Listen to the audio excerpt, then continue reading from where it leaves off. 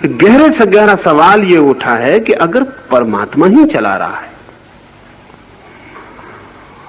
और हम भी नहीं चाहते, और फिर आप तो कहते हैं कि हमारे चाहने से कुछ होता नहीं, हम चाहें भी तो भी परमात्मा जो चाहता है उससे अन्यथा नहीं हो सकता, और हम चाहते भी नहीं कि बुरा कर्म करें और परमात्मा तो चाहेगा क्योंकि बुरा कर्म हो, फिर कौन हमें धक्के देता है और बलात् बुरे कर्म करवा लेता है? फ्रॉम वेयर इज इविल, ये बुराई कहां से आती है? अलग अलग चिंतकों ने अलग अलग उत्तर खोजे। जो बहुत गहरे नहीं गए उन्होंने कहा शैतान है, वो करवा लेता है। उत्तर खोजना जरूरी था, लेकिन कोई बहुत गहरा उत्तर नहीं। वो कहते हैं डेविल है, एक पापात्मा है, वो सब करवा लेती। लेकिन ये उत्तर बहुत गहरा नहीं है, क्योंकि अर्जुन को अगर ये उत्तर दिया जाए तो अर्जुन कहेगा वो परमात्मा उस पापात्मा पर कुछ नहीं कर पाता, वो परमात्मा उस शैतान को कुछ नहीं कर पाता। तो क्या वो शैतान परमात्मा से भी ज्यादा शक्तिशाली है? और अगर शैतान परमात्मा से ज्यादा शक्तिशाली तो मुझे परमात्मा के चक्कर में क्यों उलझाते हो? मैं शैतान को ही नमस्कार करूं।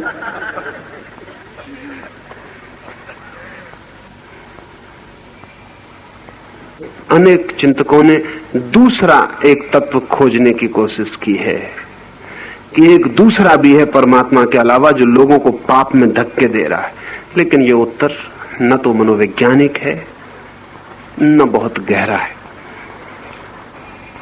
इसे तो केवल वे ही राजी हो सकते हैं जो किसी भी चीज के लिए राजी हो सकते हैं। इस उत्तर से और कोई राजी नहीं हो सकता। इसलिए कृष्ण ऐसा उत्तर नहीं देते। कृष्ण बहुत मनोवैज्ञानिक उत्तर देते हैं। वो ये कहते हैं, प्रकृति के 3 गुण हैं,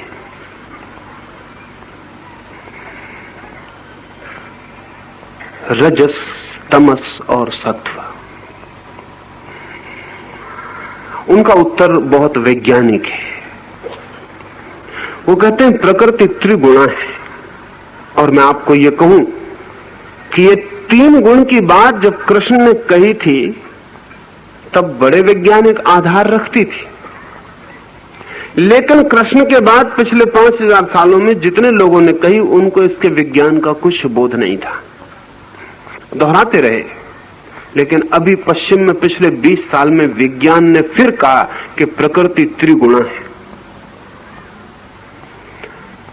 जिस दिन हम आधुनिक सदी में परमाणु का विश्लेषण कर सके, परमाणु को तोड़ सके, उस दिन बड़ी चकित होकर हमें पता चला कि परमाणु 3 हिस्सों में टूट जाता है।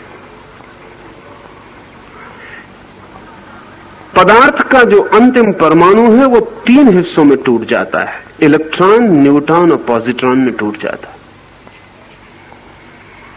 और वैज्ञानिक कहते हैं कि इन 3 के बिना परमाणु नहीं बन सकता, और इन 3 के जो गुण धर्म हैं वे ही गुण धर्म हैं जो सत्व, रज और तम के। ये 3 जो काम करते हैं वे वही काम करते हैं जो हम बहुत पुराने दिनों से सत्व, रज और तम शब्दों से लाते थे।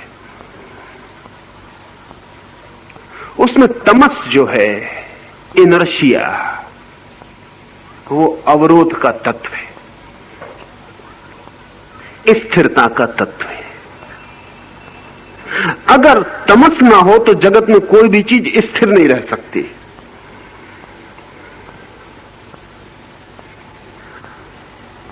आप एक पत्थर उठा के फेंकते हैं, अगर जगत में कोई तमस ना हो, कोई ग्रेविटेशन ना हो, रोकने वाली कोई ताकत, अवरोधक ना हो, तो फिर पत्थर कभी भी गिरेगा नहीं। फिर आपने फेंक दिया, फिर वो चलता ही रहेगा अनंत काल तक। फिर वो गिरेगा कैसे? कुछ अवरोध, कोई जो रोकता हो। आप भी पृथ्वी पर नहीं हो सकेंगे, कभी के हम उड़ गए होते। वो जमीन खींच रही तमस, ग्रेविटेशन का भार हमें रोके हुए। अभी जो अंतरिक्ष यात्री अंतरिक्ष यात्रा पर गए, उनकी बड़ी से बड़ी कठिनाइयों में एक कठिनाई ये है कि जैसे ही जमीन के ग्रेविटेशन के बाहर होते हैं 200 मील के पार, वैसे ही कशिश समाप्त हो जाती है, तो आदमी गुब्बारे जैसा हो जाता है। जैसे गैस भरा गुब्बारा उड़ने लगता। अगर बेल्ट ना बंधा हो कुर्सी से तो आप यान के तत्काल कुर्सी से उठ के यान के टप्पर से गुब्बारे की तरह टकराने लगेंगे, फिर नीचे भी उतर नहीं सकते, कोई ताकत काम नहीं करती नीचे उतरने के लिए। चांद पर यही कठिनाई है, क्योंकि तमस चांद का कम है, 8 गुना कम है। इसलिए चांद पर अगर हम मकान बनाएंगे तो चोर 8 गुना ऊंची छलांग लगा सकता है। फुटबॉल को वहां चोट मारेगा खिलाड़ी तो यहां जमीन पे जितनी ऊंची जाती है उससे 8 गुनी ऊंची चली जाएगी।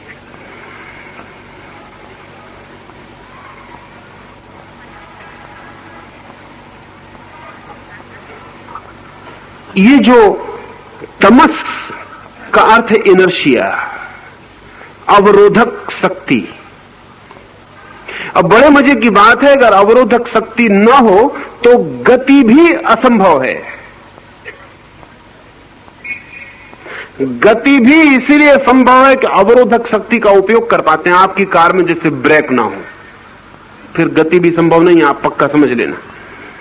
फिर कार चलनी भी संभव नहीं है, इसका मतलब नहीं कि नहीं चल सकती, चल गई, बस एक ही दफे चल गई। उसमें वो ब्रेक भी चाहिए जो अवरोधक है। एक्सीलरेटर ही काफी नहीं है, उसमें अवरोधक। जीवन एकदम विस्फोट हो जाए अगर उसमें रोकने वाली ताकत ना हो। इनर्शिया, तमस जो है वो रोकने वाली ताकत है। तेजस जो है वो गति की, मूवमेंट की ताकत है। ये उल्टी ताकतें हैं। तमस रोकता, रजस गति देता, शक्ति है, एनर्जी है। सत्व तीसरा कौन है? जैसे कि हम एक ट्रायंगल बनाएं, 2 कोण नीचे हो और एक ऊपर हो। सत्व इन दोनों के ऊपर है। कहें कि इन दोनों का बैलेंस है, संतुलन है। सत्व बैलेंसिंग है, वो संतुलन है। अगर गति भी हो, रोकने वाला भी हो, लेकिन संतुलन ना हो, जैसे कार है, उसमें एक्सीलरेटर भी है और ब्रेक भी, लेकिन ड्राइवर नहीं है। वो जो ड्राइवर जो है वो पूरे वक्त बैलेंसिंग है। जब जरूरत होती तो ब्रेक पे पैर ले जाता, जब जरूरत होती तो एक्सीलरेटर पे पैर ले जाता। वो पूरे वक्त बैलेंस कर रहा है। सत्व जो है वो बैलेंसिंग। ये 3 तत्व हैं जिनको भारत ने ऐसे नाम दिए थे, पश्चिम जिनको इलेक्ट्रॉन, पॉजिट्रॉन, न्यूट्रॉन कहे, कोई और नाम दे, इससे कोई अंतर नहीं पड़ता। एक बात बहुत अनिवार्य रूप से सिद्ध हो गई है कि जीवन का अंतिम विश्लेषण 3 शक्तियों पर टूटता है। इसलिए हमने इन 3 शक्तियों को ये कई तरह से नाम दिए थे। जो लोग वैज्ञानिक ढंग से सोचते थे उन्होंने रजस, तमस, सत्व ऐसे नाम दिए। जो लोग मेटाफोरिकल, काव्यात्मक ढंग से सोचते थे उन्होंने कहा ब्रह्मा, विष्णु, महेश। उनका भी काम वही, वो 3 नाम भी यही काम करते। उसमें ब्रह्मा सर्जक शक्ति है, विष्णु सस्टेनिंग, संभालने वाले, और शिव विनाश करने वाले। उन 3 के बिना भी नहीं हो सकता। ये जो इलेक्ट्रॉन, न्यूट्रॉन और पॉजिट्रॉन है, ये भी ये 3 काम करते हैं। उसमें जो न्यूट्रॉन है वो निगेटिव है, वो ठीक शिव जैसा है, निगेट करता है, तोड़ता है, नष्ट करता है। उसमें जो पॉजिट्रॉन है वो ब्रह्मा जैसा है, पॉजिटिव है, इसलिए पॉजिट्रॉन उसका नाम है। वो विधायक है, वो निर्माण करता है। और उसमें जो इलेक्ट्रॉन है वो न नेगेटिव है न पॉजिटिव है, वो सस्टेनिंग है, वो बीच में है, बैलेंसिंग है। कृष्ण कहते हैं कि मनुष्य के भीतर जो भी घटित होता है, बाहर और भीतर, वो इन 3 शक्तियों का खेल है। इन 3 शक्तियों के अनुसार सब घटित होता है। आदमी धकाया जाता, रोका जाता, जन्माया जाता, मरण को उपलब्ध होता, हंसी को उपलब्ध होता, रोने को उपलब्ध होता, वो इन सारी 3 शक्तियों का काम है। ये 3 शक्तियां अपना काम करती रहती। ये परमात्मा के 3 रूप जीवन को सृजन देते रहते हैं। अर्जुन पूछता है फिर नहीं भी हम करना चाहते फिर कौन करवा लेता? आप तो चाहते हैं कि जमीन पर ना गिरे, लेकिन जरा पैर फिसला कि गिर जाते। कोई शैतान गिरा देता? कोई शैतान नहीं गिरा। तो ग्रेविटेशन अपना काम करता। आप नहीं गिरना चाहते, माना, स्वीकृत कि आप नहीं गिरना चाहते, लेकिन उल्टे सीधे चलेंगे तो गिरेंगे। आप नहीं गिरना चाहते थे तो भी गिरेंगे, पैर पे पलस्तर लगेगा। आप डॉक्टर से कहेंगे मैं नहीं गिरना चाहता था, और परमात्मा तो टांग तोड़ता नहीं किसी की, क्यों तोड़ेगा? इतना बुरा तो नहीं हो सकता कि अकारण मुझ भले आदमी के जो गिरना भी नहीं चाहता उसकी टांग तोड़ दे। लेकिन मेरी टांग क्यों टूट गई? तो डॉक्टर वही उत्तर देगा जो कृष्ण ने दिया। डॉक्टर कहेगा ग्रेविटेशन की वजह से। जमीन में गुरुत्वाकर्षण है, आप कृपा करके संभल के चलें। उल्टे सीधे चलेंगे तो ग्रेविटेशन टांग तोड़ देगी। क्योंकि प्रत्येक शक्ति अगर हम उसके अनुकूल न चलें तो नुकसान पहुंचाने वाली हो जाती, अगर अनुकूल चलें तो नुकसान पहुंचाने वाली नहीं होती। प्रत्येक शक्ति का उपयोग अनुकूल और प्रतिकूल हो सकता है। अब मनुष्य के भीतर कौन सी शक्तियां हैं जो उसे बलात्, जैसे कि एक आदमी नहीं गिरना चाहता और गिर जाता और टांग टूट जाती, और एक आदमी क्रोध नहीं करना चाहता और क्रोध हो जाता और खोपड़ी खुल जाती, या दूसरे की खुल जाती या खुद की खुल जाती। क्या कौन कर जाता है ये सब? परमात्मा। तो परमात्मा को क्या प्रयोजन है? और परमात्मा ऐसे काम करे तो परमात्मा हम उसे कैसे कहेंगे? कोई कहेगा शैतान। कृष्ण नहीं कहते। कृष्ण कहते हैं सिर्फ जीवन की शक्तियां काम कर रही हैं। मनुष्य के भीतर क्रोध है, वो भी अनिवार्य तत्व है। कहें कि वो हमारे भीतर नेगेटिव फोर्स है। क्रोध विनाश की शक्ति है हमारे भीतर। प्रेम हमारे भीतर निर्माण की शक्ति है, और विवेक हमारे भीतर बैलेंसिंग फोर्स है। जो आदमी विवेक को छोड़कर सारी शक्ति क्रोध में लगा देगा, वो बलात् नरक की तरफ चलने लगेगा। नहीं चाहेगा तो भी जाएगा। जो सारी शक्ति प्रेम की ओर लगा देगा, वो बलात् स्वर्ग की ओर जाने लगेगा, चाहे चाहे और चाहे ना चाहे। उसके जीवन में सुख उतरने लगेगा। और जो आदमी बैलेंस कर लेगा और समझ लेगा कि दुख और सुख और दोनों के बीच में अलग, वो आदमी मुक्ति और मोक्ष की दिशा में यात्रा कर जाएगा। इसलिए हमारे पास 3 शब्द और समझ लेने जैसे हैं: स्वर्ग, नरक और मोक्ष।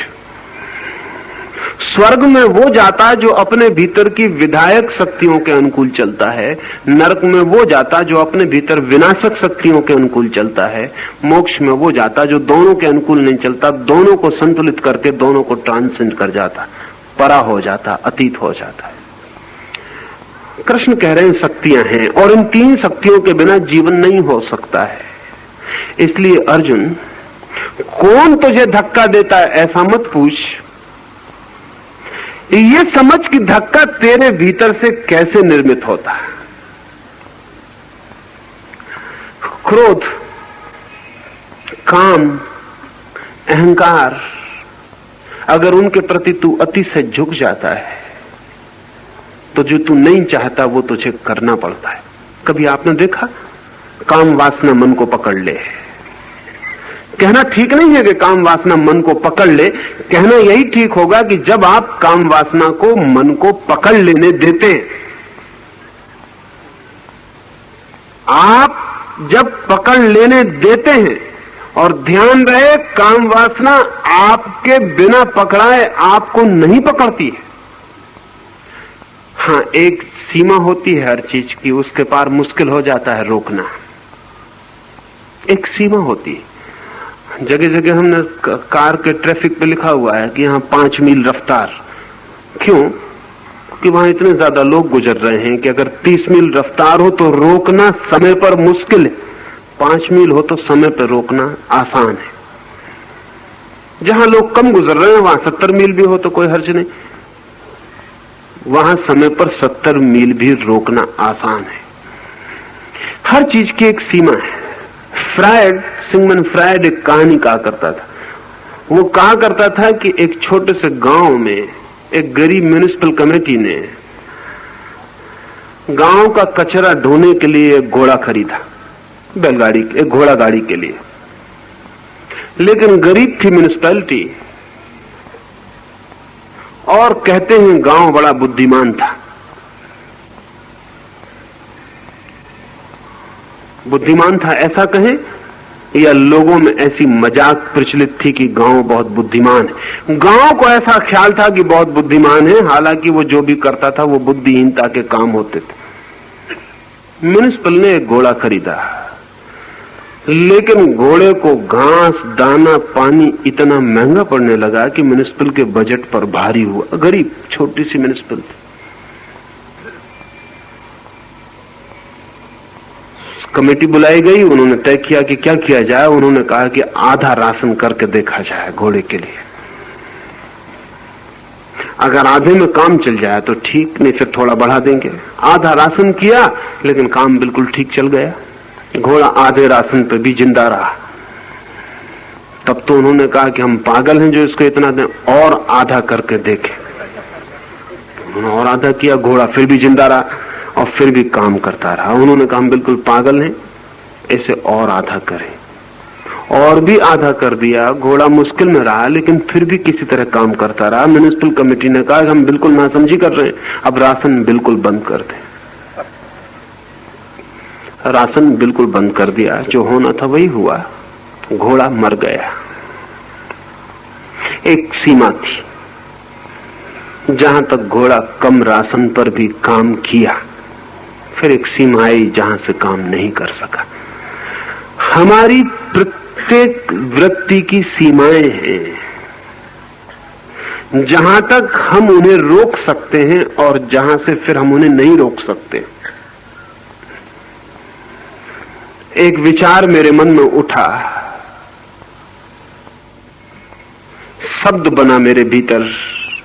अभी मैं आपको न कहूं तो रोक सकता हूं, फिर मेरे मुंह से शब्द निकल गया, अब इस शब्द को वापस नहीं ला सकता। एक सीमा थी, एक जगह थी, मेरे भीतर विचार भी था, शब्द भी था, ओंठ पर भी आ गया, फिर भी मैं रोक सकता हूं। फिर एक सीमा के बाहर बात हो गई, मैंने आपसे बोल दिया, अब मैं इसे वापस नहीं लौटा सकता। अब कोई उपाय इसे वापस लौटाने का नहीं है। एक जगह थी जहां से वापस लौट जाता। क्रोध एक जगह है जहां से वापस लौट सकता है, लेकिन जब उस जगह के बाहर निकल जाता है उसके बाद वापस नहीं लौटता। काम एक जगह है जहां से वापस लौट सकता है, जब उसके आगे चला जाता है तो फिर वापस नहीं लौट सकता। और ध्यान रहे, बड़े मजे की बात यह है कि उस सीमा तक जहां तक काम वापस लौट सकता है उस समय तक आप उसको सहयोग देते हैं, और जब वो वापस नहीं लौटता तब आप चिल्लाते हैं कि कौन मुझे धकाया जा रहा है, परवश कौन मुझे बलात् काम करवा रहा है। इसे ठीक से भीतर समझेंगे तो ख्याल में आ जाएगा। एक जगह है जहां तक हर वृत्ति आपके हाथ में होती है, लेकिन जब आप उसे इतना उकसाते हैं कि आपका पूरा शरीर और पूरा यंत्र उसको पकड़ लेता है, फिर आपकी बुद्धि के बाहर हो जाती है। फिर आप कहते हैं कि नहीं नहीं, और फिर भी घटना घट के रहती है। तब आप कहते हैं कौन बलात् करवाए चले जाता है, जबकि हम नहीं करते हैं, कोई नहीं करवाता। शक्तियां करती हैं, लेकिन करवाने का अंतिम निर्णय गहरे में आपका ही कोऑपरेशन है, आपका ही सहयोग है। कृष्ण इतना ही कह रहे हैं कि कोई बैठा नहीं है पार तुम्हें क्रोध में, काम में, युद्ध में, लड़ाई झगड़े में ले जाने को। प्रकृति के नियम हैं, अगर उन नियमों को तुम समझ लेते हो और समता को, संतुलन को उपलब्ध होते हो, अनासक्ति को, साक्षी भाव को उपलब्ध होते हो, विवेक को, श्रद्धा को उपलब्ध होते हो, तो फिर तुम्हें कोई फिक्र करने की जरूरत नहीं। फिर जो भी होगा परमात्मा पर। लेकिन जब तक तुम ऐसी समता को और अनासक्ति को उपलब्ध नहीं होते, भीतर तुम आसक्ति को पालते चले जाते हो, बारूद में चिंगारी डालते चले जाते हो। फिर जब आग भड़क के मकान को पकड़ लेती तब तुम कहते हो मैं तो चाहता नहीं था कि आग लगे, लेकिन यह आग लग गई है। बारूद का नियम है, धर्म है, वो आग लगा देगी। तुमने चिंगारी फेंकी, चिंगारी का धर्म है कि वो आग पकड़ा देगी। और जब बारूद भड़क उठेगी तब तुम छाती पीटोगे और चिल्लाओगे कि ये तो मैं नहीं चाहता था। कभी आपने देखा एक आदमी हत्या कर देता है? दोस्तोयेवस्की का एक बहुत कीमती उपन्यास है क्राइम एंड पनिशमेंट। उसमें रस्कोल्निकोव नाम का एक पात्र, वो रोज अपने सामने उसके मकान मालकिन जो है, उसकी मकान की बुढ़िया जो मालकिन है, वो कोई 70 साल की बूढ़ी औरत, वो गिरवी रखने का काम करती है और लोगों से खींच के ब्याज चूसती है। मरने के करीब है लेकिन रत्ती पर दया नहीं करती। कोई नहीं है उसका, बहुत धन है। और रास्कोल्निकोव एक विद्यार्थी है, वो देखता रहता अपनी खिड़की से। गरीब आदमी गिड़गिड़ाते हैं, रोते हैं, चिल्लाते हैं, लेकिन कुछ भी नहीं। उनके कपड़े भी उतरवा लिए जाते हैं। कोई दया नहीं, कोई ममता नहीं। कई बार उसके मन में होता है इस बुढ़िया को कोई मार क्यों नहीं डालता, इसके होने की कोई जरूरत ही क्या है? ये मर भी जाए तो हर्ज क्या है? ये मर जाए तो सैकड़ों लोग जो उसके चक्कर में फंसे हैं वो मुक्त हो जाएं। गरीब किसान, गरीब मजदूर, गरीब लोग, विधवा औरतें, बीमार आदमी, वो सब उससे ब्याज पे रुपया ले लेते हैं। फिर वो कभी चुकता नहीं, उनकी चीजें भी चुक जाती हैं और उनको अदालत में मुकदमे भी चलते हैं, सजाएं भी हो जाती हैं। रोज यही काम। वो कई बार सोचता है कोई इसकी गर्दन क्यों नहीं दबा देता, और बहुत बार उसके हाथ खुद भिज जाते हैं कि गर्दन दबा दूं। फिर वो सोचता है कि मुझे क्या मतलब, और मैं क्यों दबाऊं, और मेरा क्या बिगाड़ा। फिर वो बात भूल जाता है। फिर ऐसे वर्षों चलता रहा। फिर एक दिन उसे भी फीस भरनी है और घर से पैसे नहीं आए, तो अपनी घड़ी रखने उस बुढ़िया के पास गया। सांझ का वक्त है, उसने घड़ी बुढ़िया को दी। बुढ़िया ठीक से देख नहीं सकती, 70 साल उसकी उम्र है। वो खिड़की के पास घड़ी को ले जाके देखती है रोशनी में कि ठीक है या नहीं, कितने पैसे दिए जा सकते हैं। अचानक बस रास्कोल्निकोव को क्या हुआ कि उसने जाकर उसकी गर्दन दबा दी। उसे पता ही नहीं चला कब ये हुआ। गर्दन जब दब गई और जब उसके हाथ में उसकी नसें उभर आई और खून उसके मुंह से गिरने लगा, तब वो घबराया कि ये मैंने क्या कर दिया। वो बुढ़िया नीचे गिर पड़ी, तब उसे पता चला ये तो मैंने हत्या कर दी। तब वो भागा और तब वो रात भर अपने बिस्तर में सोचता है कि मैं उसकी हत्या कैसे कर दिया। परवश जो अर्जुन कह रहा है कि जैसे बलात् कोई धक्का दे, तो वो कहता कौन मेरे ऊपर सवार हो गया, कोई भूत, कोई प्रेत, क्या हुआ, मैंने हत्या क्यों कर दी, किसने मुझसे हत्या करवा दी, कौन शैतान मेरे पीछे पड़ा है? कोई उसके पीछे नहीं पड़ा है। 2 साल तक उसने सोचा, तैयारी की। 2 साल तक उसने शक्तियों को रस दिया। 2 साल तक हाथ भींचे। 2 साल तक मन में क्रोध का जहर फैलाया। वो सब तैयार हो गया। बीज बोते वक्त किसको पता चलता है कि वृक्ष निकलेगा? बीज बोते वक्त किसको पता चलता है कि इतना बड़ा वृक्ष पैदा होगा? फिर बलात् वृक्ष पैदा हो जाता है। पर बीज हम ही बोते हैं। बीज छोटा होता है, दिखाई भी नहीं पड़ता। मन में क्रोध के बीज बोते हैं, काम के बीज बोते हैं, फिर शक्तियां पकड़ लेती। फिर वो 3 शक्तियां अपना काम शुरू कर देती हैं। आपने बीज बोया, जमीन काम शुरू कर देती, पानी काम शुरू कर देता है, रोशनी काम शुरू कर देती, सूरज की किरणें आके बीज को बड़ा करने लगती। आप हैरान होंगे कि जमीन बहुत कम काम करती है। अभी एक वैज्ञानिक ने प्रयोग किया, नाप तौल के प्रयोग किया कि एक बट वृक्ष को लगाया एक गमले में, बड़े गमले में, नाप तौल के बिल्कुल, इतनी मिट्टी, इतना गमले का वजन, इतने वृक्ष के बीज का वजन, सब नाप तौल के लगाया। फिर वृक्ष बहुत बड़ा हो गया। फिर उसने वृक्ष पूरा का पूरा निकाल लिया और फिर नापा, तो जितना कोई 200 सेर का गमला उसने रखा था, उसमें केवल 4 सेर की कमी हुई। 4 सेर कुल।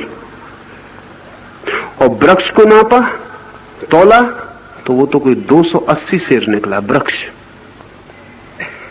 और कुल 4 सेर की कमी हुई मिट्टी में। और उस वैज्ञानिक का ख्याल है कि वो 4 सेर भी वृक्ष ने नहीं लिए, वो भी हवा भी आती है, तूफान भी आता है, मिट्टी उड़ भी जाती है, पानी में बह भी जाती। 4 शेर, इतना बड़ा वृक्ष कहां से आ गया? सूरज भी दे रहा है, हवाएं भी दे रही हैं, पानी भी दे रहा है, जमीन भी दे रही है, चारों तरफ से पूरा कॉस्मॉस उसको दे रहा है। एक छोटे से बीज को आपने बो दिया, फिर सारी दुनिया की ताकत उसको दे रही और वो बड़ा हो रहा है।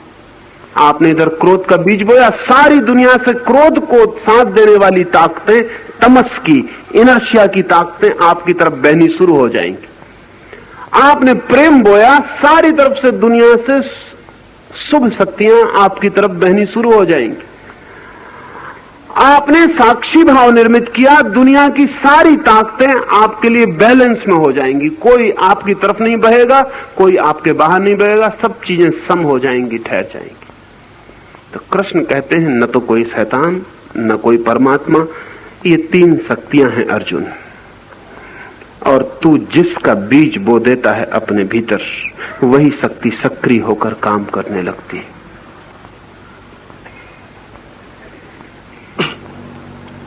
आचार्य जी, तीनों गुणों से चलने वाली सृष्टि ईश्वर ने बनाई। तमस गुण मनुष्य की प्रकृति में ईश्वर ने दिया, उसके पीछे क्या उद्देश्य ईश्वर का है? ईश्वर का कोई उद्देश्य नहीं होता। उद्देश्य की भाषा सदा मनुष्य की है। उद्देश्य तो उसका होता है जिसे भविष्य में कुछ पाना हो। जैसे एक आदमी, एक कुम्हार एक घड़ा बनाता है, उसका उद्देश्य होता है कि बाजार में बेचना, या उसका उद्देश्य होता है कि घर का पानी भरना। फिर एक वान गाग चित्र बनाता।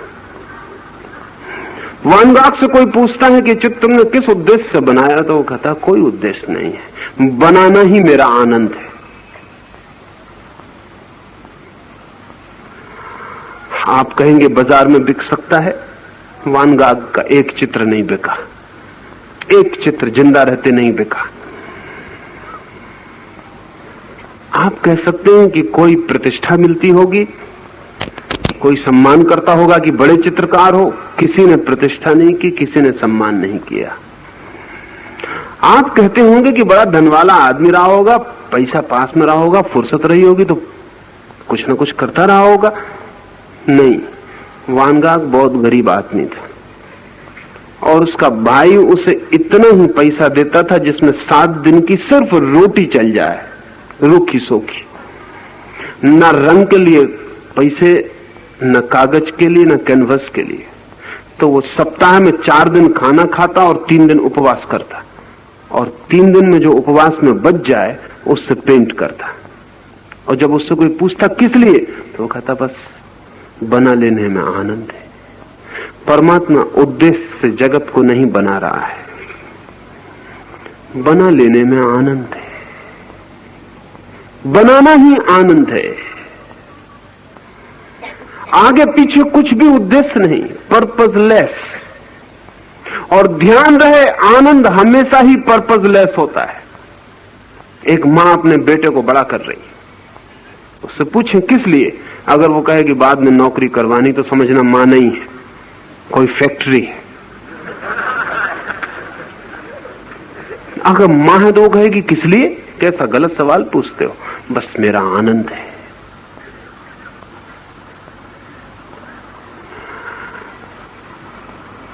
परमात्मा के लिए सृष्टि आनंद है, उसका आनंद कृत्य है, इसलिए उद्देश्य तो कोई नहीं।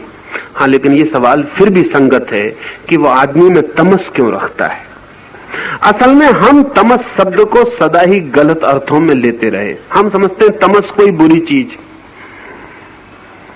तमस बुरी नहीं है, तमस अपने आप में बुरी चीज नहीं है। हां, तमस में ही पूरी तरह भर जाना बुरा है। तमस अपने आप में बुरा नहीं है, जहर भी अपने आप में बुरा नहीं है, और कभी तो बीमारी में दवा का काम करता है। कहें कि जहर क्यों बनाया परमात्मा ने, एक आदमी जहर खा के मर जाए, आप कहें कि ये जिम्मेदार परमात्मा ने जहर क्यों बनाया? न बनाता परमात्मा, ना ये आदमी खाता। लेकिन जहर अपने आप में किसी को मारता नहीं। जहर तो जिला भी सकता है, लेकिन इस आदमी ने जहर ही जहर खा लिया तो मर गया। अमृत भी खा लो ज्यादा मात्रा में तो मौत घटित हो सकती है। अमृत भी मात्रा में खाना अगर मिल जाए, एक तो मिलता नहीं, क्योंकि डर यही है कि जहर तो बहुत कम लोग खाते हैं, अमृत अगर मिल जाए तो बिना मात्रा में बहुत लोग खा जाएंगे। शायद इसीलिए नहीं मिलता है, क्योंकि रोकेंगे कैसे फिर अमृत मिल जाए तो आप अपने को कब कहां रुके, खाते चले जाएंगे, अमृत से मौत आ जाएगी। जीवन में नियम है, कोई नियम बुरा नहीं, कोई नियम भला नहीं, अनिवार्य है। बिना तमस के, बिना इनर्सिया के जगत अस्तित्व में नहीं हो सकता। उसके अस्तित्व में होने के लिए कोई अवरोधक शक्ति चाहिए। लेकिन अगर कोई आदमी सिर्फ अवरोधक शक्ति पर ही निर्भर रह जाए तो भी खतरा हो जाएगा, क्योंकि दूसरी दो शक्तियां भी चाहिए। और श्रेष्ठतम स्वास्थ्य की स्थिति वो है जहां तीनों शक्तियां बैलेंस करती हैं, संतुलित होती हैं।